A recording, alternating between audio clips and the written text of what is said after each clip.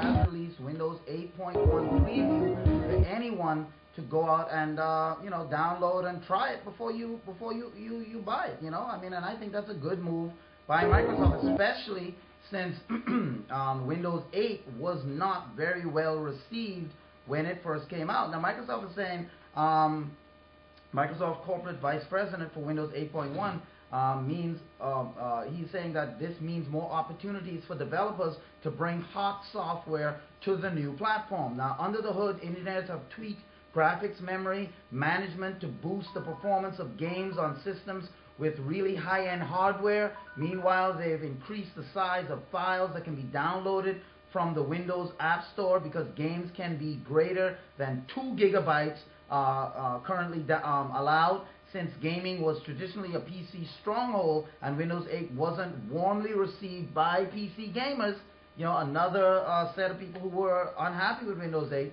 these kinds of upgrades really matter. And Windows 8.1 also embraces new types of devices. For instance, installing 3D printers has up until now been a hackery pursuit full of troubleshooting and trial and error and things like that. But Microsoft developed a driver and protocol for 3D printers. So Microsoft is looking to the future with their 8.1 update so that you can just plug them in just like you would a regular printer.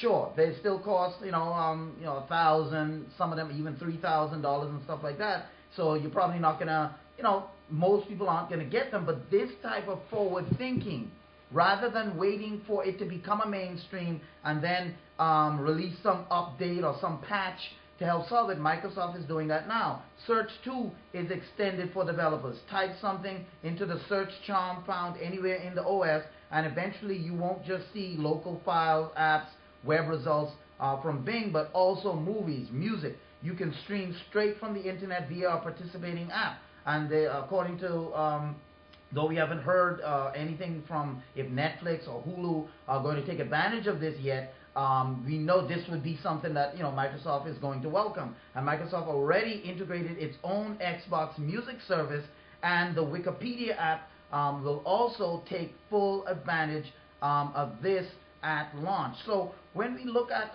Windows 8.1, and according to the chief executive, they're saying the Windows Store is getting 4,000 new apps every day. And speaking of that, we're going to talk about that right after this story here. But Microsoft making that move to make sure that Windows 8.1 fixes a lot of the problems, a lot of the complaints that people were having when it came to Windows 8.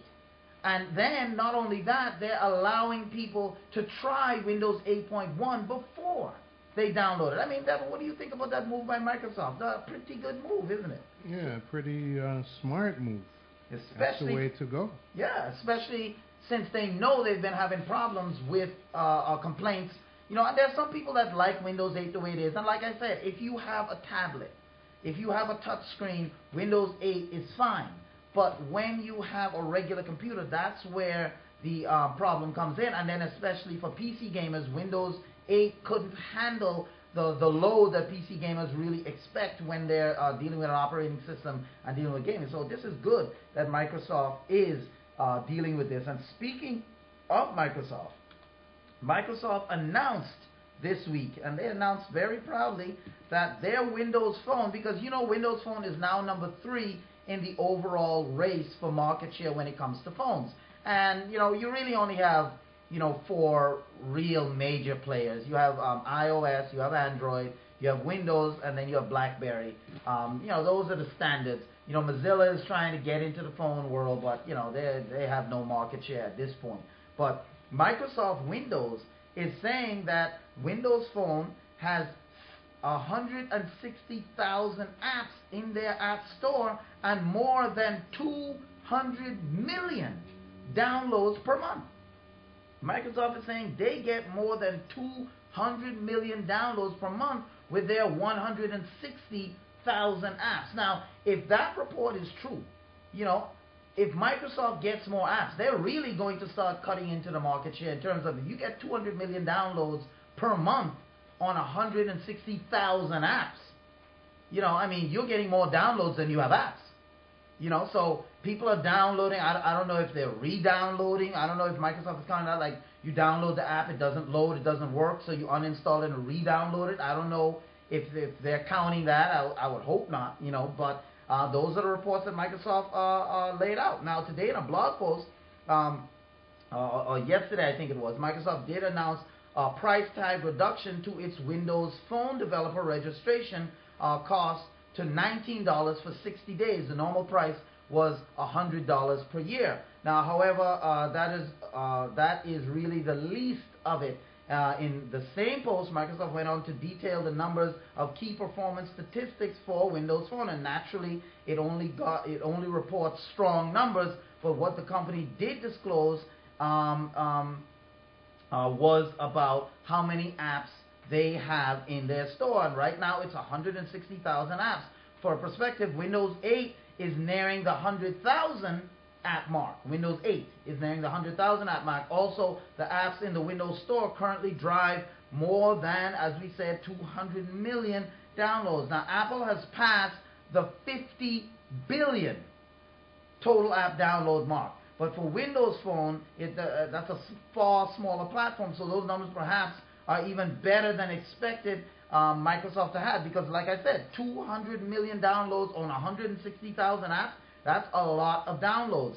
And Apple has close to 900,000, almost a million apps, and they have 50 billion downloads. So, we can see that if these numbers are true, Windows, those of you who are Windows Phone lovers, obviously you're showing Microsoft the love by bringing Microsoft up there in app download. Devin, do you think that Microsoft is really, these are real numbers, or do you think this is padded for investor purposes, or just to make people not lose faith in Windows Phone, or do you think these are actual numbers coming from Microsoft? 2 out of 3. I think they're trying to impress the investors. And by the way, why do companies do that, by the way, in terms of impressing the investors? If the investors are already invested, why inflate numbers like that? Because they could sell their shares. They could, plus other people are investing. Mm-hmm. They don't want to sell off. Right. They want people to stay with them. Plus, they want to invest. They want to impress the people who might buy their equipment. Right. Because a lot of purchases are driven by apps these days. Right. And so if I can represent, a large number in terms of apps, right, I'm doing good. As a matter of fact, that's one of the big claims that Android and iOS, had driving them. So. Right. So, and that's what Microsoft is trying to do. And like you say, they're going to, relatively inflate numbers, not necessarily blow it out of proportion, but inflate. And I think most companies do that when it comes to trying to, one, make their investors happy, because no investor wants to hear that, the company is tanking. And then to get potential investors, people need to see that, your stuff is doing well. And based on these numbers, if you compare Microsoft right now to Apple, Apple has 900,000, almost a million apps in their app store, and they have 50 billion downloads from those 900,000 apps. Microsoft is saying, we only have 160,000 apps, but we're getting 200 million downloads per month. So at that rate, Microsoft is going to reach that billion download mark with less apps, quicker than Apple did. How many apps does Android have? Android has about 800,000 apps. About 800,000 apps in the App Store. So they're close to Apple. About 800,000 apps. And they have, they sell more apps. Android sells more apps than Apple. Apple's apps are just more expensive.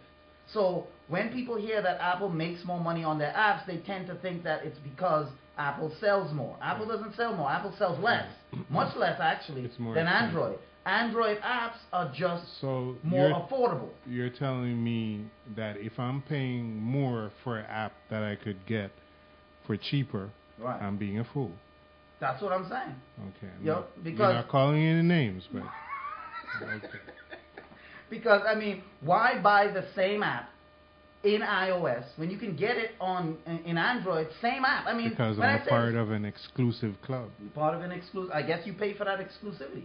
You know, you do play for that exclusivity, and I'm sure you know in the investment world when you're in that world, they have these clubs and membership fees. It's a brand name issue, yeah. So everybody wants to be a part of the 21 club, and they offer the same thing. Same thing that the one club gives, but the 21 club, everybody's clamoring to get into that club. Right. Nobody knows willing why. Willing to pay more.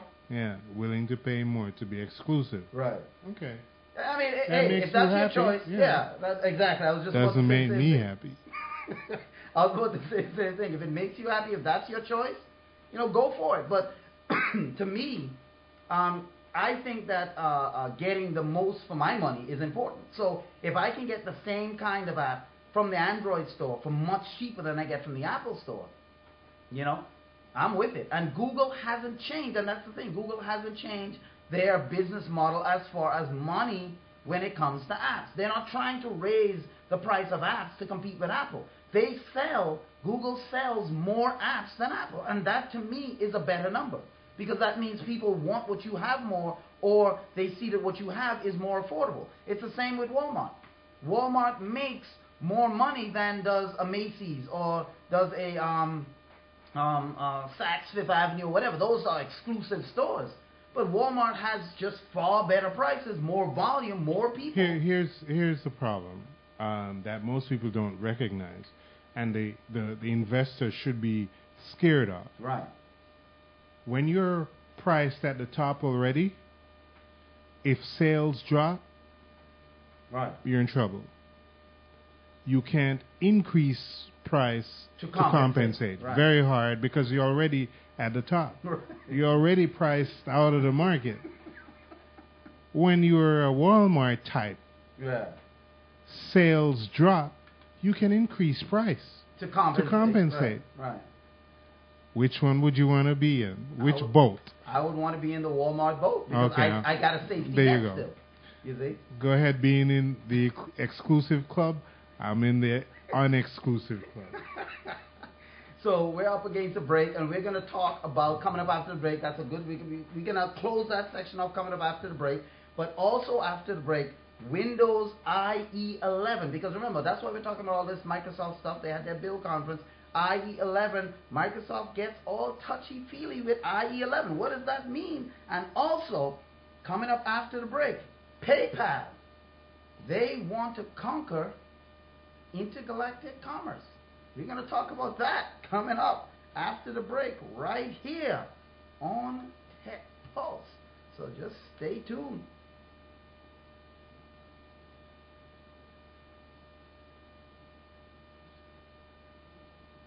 No, yes, really, stay tuned.